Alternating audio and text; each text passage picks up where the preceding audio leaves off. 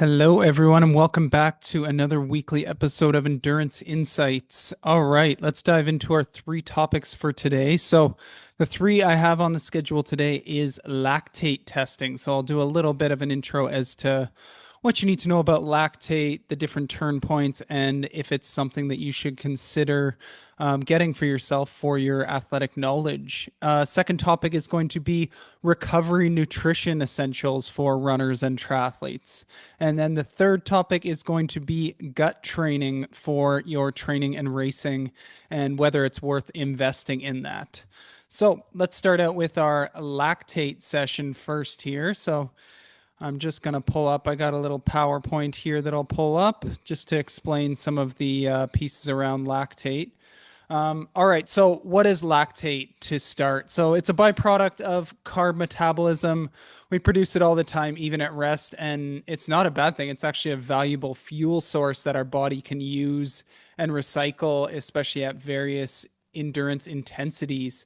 And we really care about measuring it because it's really a objective way to be able to tell what is actually happening in our body at different times. So, for a lot of us newer athletes who maybe aren't as dialed with their paces and what different things should feel like and what's sustainable over different distances, this can be very illuminating to learn where your different kind of aerobic and sort of tempo and anaerobic VO2 max threshold sort of turn points are, so you can get a better idea of what's actually sustainable for yourself versus maybe just tricking yourself into it. People love to say it's all mental, but there's definitely a large physiological part happening. And then the mental, I would say, is more the final 10% that gets you across the line. So it can be overemphasized a little bit sometimes. So we're looking at two key turn points that are really important. So you've maybe heard these terms before, but LT1 and LT2, meaning lactate threshold or lactate turn point 1 or lactate turn point 2. Also, you've maybe heard of them referred to as VT1, so ventilatory threshold 1 or ventilatory threshold 2. And I have some graphs to explain this over the 3 and 5 zone training models on the next graph. But essentially, LT1 is where our blood lactate is sort of rising above our initial baseline. And below this intensity is something you can sustain for like many, many hours below this LT1 because your lactate usually stays pretty steady or might have a slight tick up over time. But then as you get fatigued, like late in a race, if you haven't managed that well or been spending too much time over LT1, your LT1 can actually sort of go lower as you get dehydrated or fatigued or are low on carbs late in a training session or race. So for most people, this is going to be sort of around 2 millimoles or below. But what we'll learn is lactate is very dependent on the person. I've seen people who are 1.5 millimoles at LT1 and people who are like 2.5 millimoles at LT1. So it's very dependent on the person, and that's where the testing can be super beneficial for stuff like this. And then this is also referred to as our aerobic threshold. It can be a little bit confusing because we produce aerobic energy both below and above LT1. Aerobic contribution comes up almost all the way through to like 3 to 5 minute max efforts. There's still an aerobic contribution then before it turns to like full anaerobic. So while it's aerobic threshold, there's still lots and lots of aerobic contribution in between LT1 and LT2 and even above LT2 as well. But oftentimes LT1 is kind of the top of that easy endurance zone. So you commonly hear like zone 2 in the 5 zone model as like that aerobic work. Usually LT1 is sort of the upper end of that zone 2. And it's an awesome spot where you can log lots of training volume. It's amazing for building and improving our mitochondria, our aerobic capacity, our durability for these long distance events.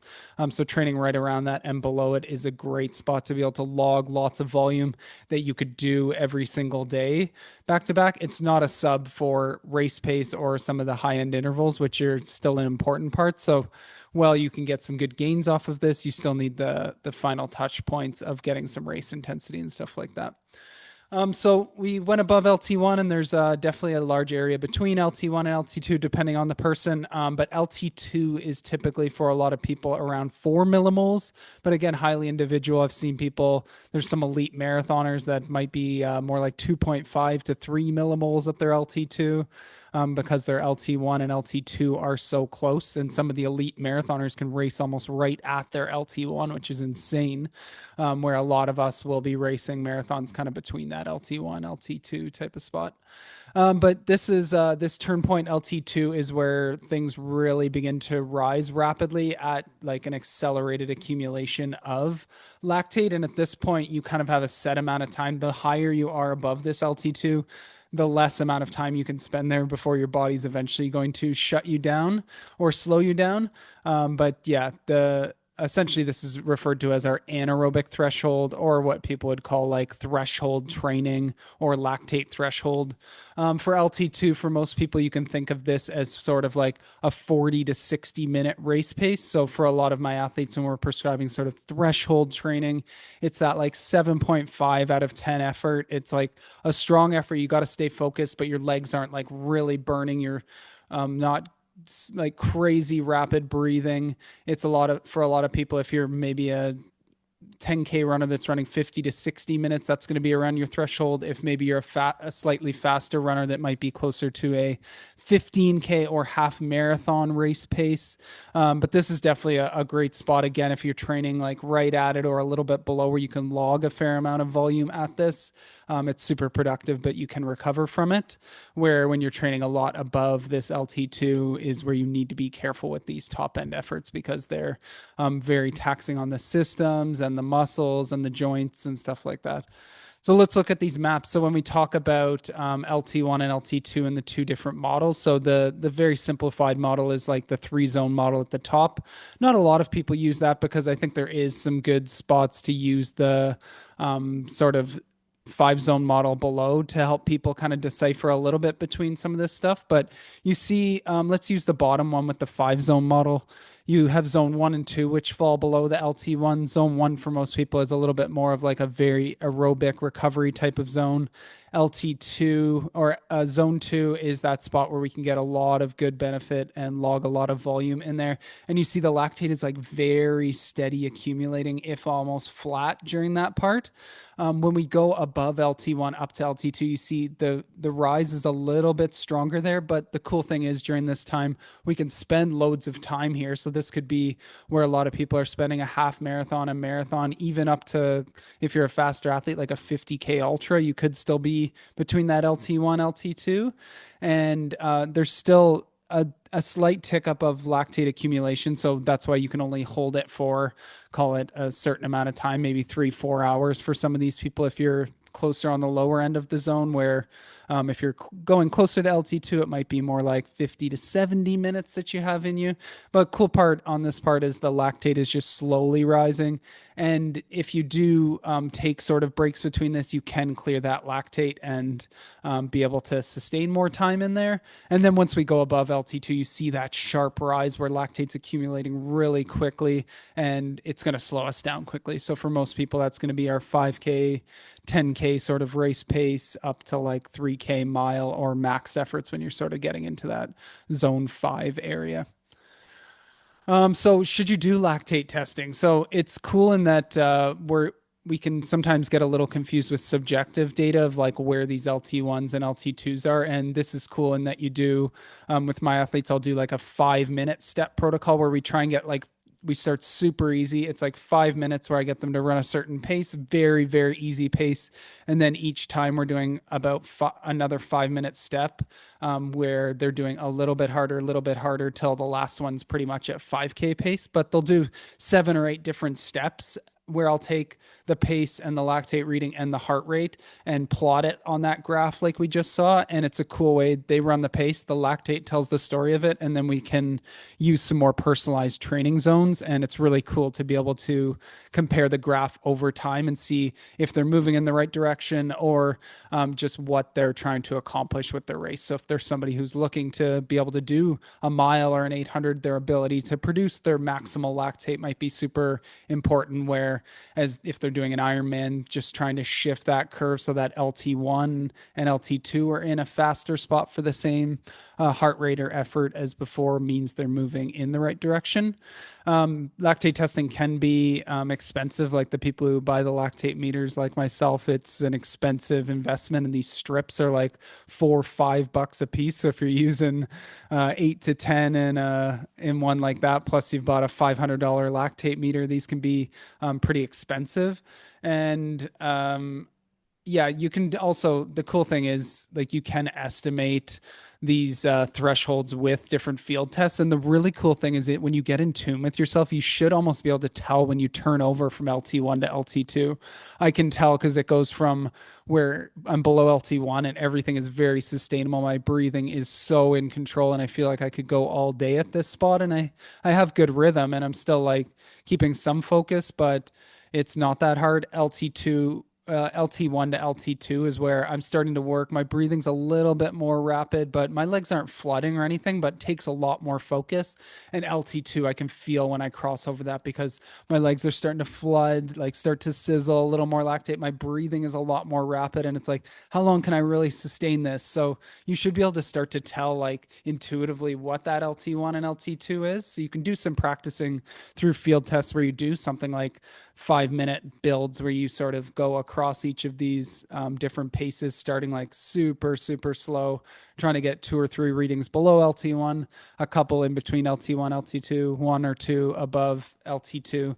And you can kind of plot your own sort of graph, which is really cool. So if you're definitely a serious athlete that's looking to get some more insight into some of these spots or just gain some more info, or you have the money to spend, it can be an awesome tool. But especially if you're a more recreational athlete, it's more of a nice to have, not a must have. So you can learn so much from just learning your RPE across different paces, doing a race and sort of using some of the online calculators, or using some of the pace and heart rate data that you're getting from different races. So that was the first topic there. So let's jump to number 2. So recovery nutrition essentials. Remember, I'm not a nutritionist here, but that being said, we've had nutritionists attached to our club, and I've been working with athletes for many years. So I feel like I have a base level of knowledge. And I think really your recovery nutrition really depends on what type of workout you did. I think it's always good to have something after these workouts, especially if in the grand scheme of a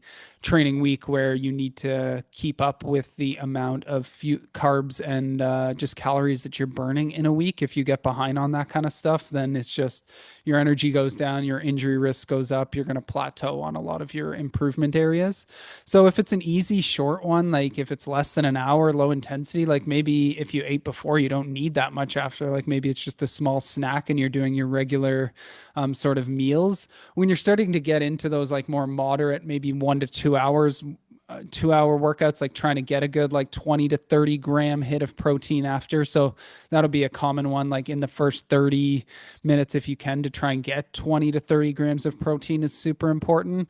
And then really getting on those fluids and electrolytes. And then really the replenishment of carbs is a little bit more based on like how much did you burn during that time. So if it's a moderate 1 to 2 hour sort of exercise, I might be aiming for something like 1 gram per kilogram of body weight within the first 1 to 2 hours. So if I'm a 70 kilogram athlete, I might be aiming for something around like 70 grams of carbs to go along with that 30 grams of protein.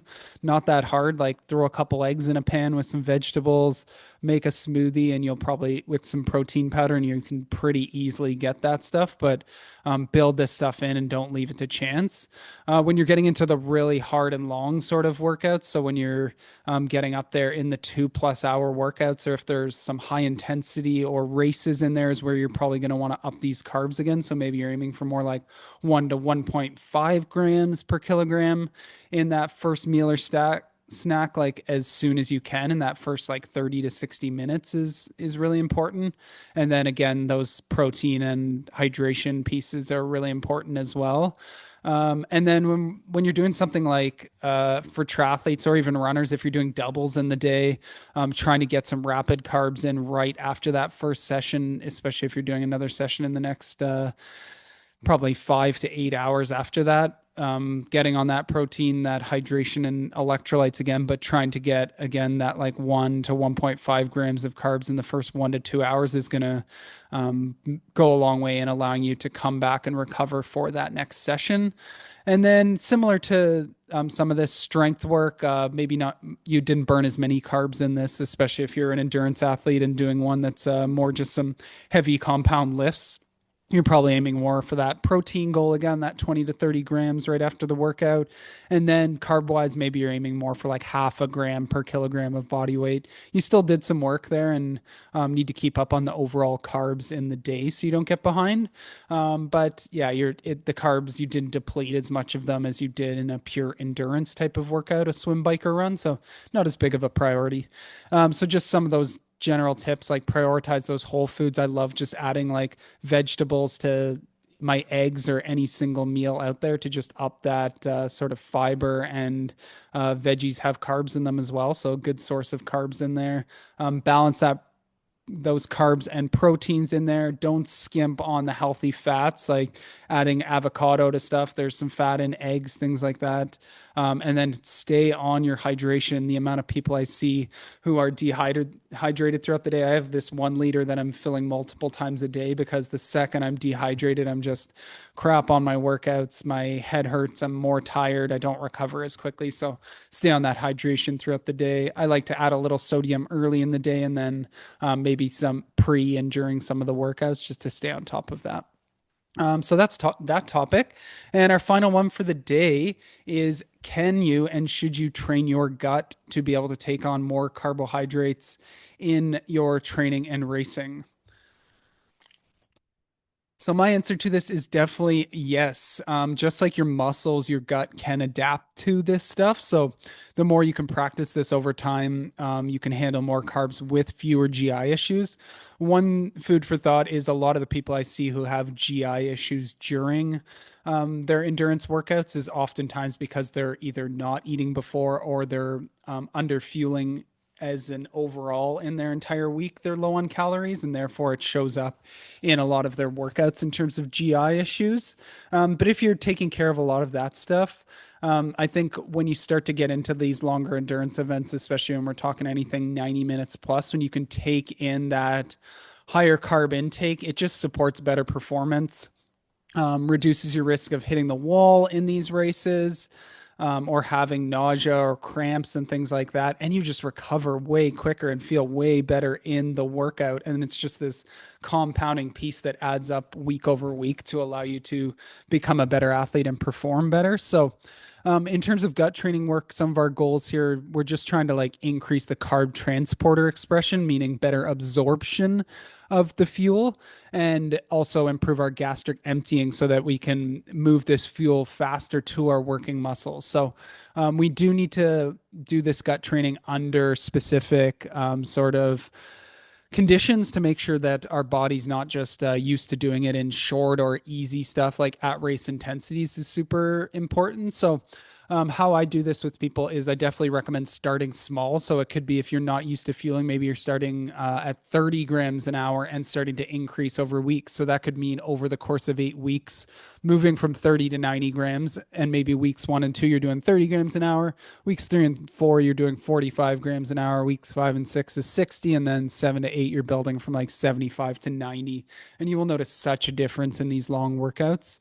Remember, it's right fuel, right time. So like the longer the workout, the longer or more intense the workout is, the more we want to push towards those upper end of the ranges. So for most people, my recommendation for like running is something in the 40 up to 80 grams an hour, depending on how fast you're racing, how much you can take in. Biking, lower heart rate, less swishing around, and it's easier to take in higher fuel. So for most people, mostly in the 60 to 100 grams an hour is going to go a long way. Some of my professionals are taking upwards of 90 to 120 grams an hour because they're racing at such a high intensity for those 70.3 or Ironman distance events.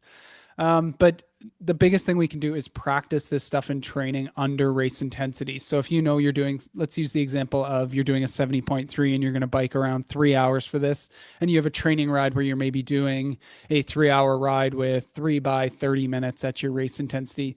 This is a great time to practice the exact race nutrition and totals that you're going to use in some of this over 2 or 3 different like key workouts on the way to your race, to make sure that you know that these items work in the same conditions and in that aero position and on the run. And it just allows you to go and have that confidence when you get to race day that you've practiced this. So using those same race products is huge. Hydration along with that is super important. So I highly recommend, if you haven't used it before, Precision Fuel and Hydration has a fantastic calculator on their website right when you go on there, where you can put in what your event is, the conditions, and it will build you a fueling, hydration, and sodium sort of strategy there. I've seen people do the actual testing on this, like in the lab, and they get pretty similar results on that. So it's a great spot to start for most people, and might be illuminating on how much you need to be upping that stuff. But hydration is such a massive, important part of this in racing. If you're getting a little low on sodium, little low on carbs, you can smash a bunch of that and come back quickly. But hydration is takes a long time to replenish itself, and you might not be able to do that during the race. So it's one you cannot get behind, and it causes more GI issues. So just thinking, staying on that hydration and thinking maybe how you're going to, are you going to have your carbs in the bottle? Are you taking mostly gels? And then one thing you can do in gut training, this is a great one to do, like if you're on the trainer, for example, and you're doing a long ride on there, is take some risks with it. So some things I'll do to like build up GI resilience is, for example, in one of my hours, if say I'm aiming for 90 grams of carbs in an hour, and maybe I'm doing 30 grams of drink mix, and 60 grams of gels, and maybe 750 mil of water that has some sodium in it. I'll take it all at once in that hour, instead of in the race, I'm just trickling it in. So I might take something every 10 or 15 minutes to trickle it in training. Maybe for, if I'm doing a 4 hour ride, maybe hours 1 and 3, I'm just training like usual where I'm trickling it in, but maybe hour 2 and 4, I'm chugging all of that fluid and gels within like a 3 to 5 minute window. And what will happen is the first 1 or 2 times you do it, you'll be like, oh my goodness, that really knocked my gut off a little bit. But it'll clear eventually. And the nice thing with doing it indoors on a trainer ride is you have access to a washroom if you need to do that. But what you'll find is after 1 or 2 times of doing this over workouts, that you can do that and not worry about getting GI distress from it. So it's pretty cool in a race if you find yourself getting a little low on carbs and you're like, oh, I've practiced this before. I can hammer like 750 mils of water and 90 grams of carbs right now, and that's going to allow me to get back on track quicker than trying to do it over many hours. It's a great skill to learn, and again, it just like builds GI resilience. So remember, our rule is don't try anything new on race day, and practice your race nutrition plan in training at race intensity so you know how to handle it. And the more you can be pushing up those limits, it definitely goes a long way in sustainable energy to the end of those long distance triathlon races. So thanks for joining. Toss a like and subscribe if you're loving this content. And always, I welcome questions or topics you want me to cover. If you want to drop them in the comments or send me a message on Instagram, I'm at Mark Cullen with an extra N on the end. I'm always posting up info there. So always happy to connect. If you ever have questions about your training or racing, send me a message. We will see you next week.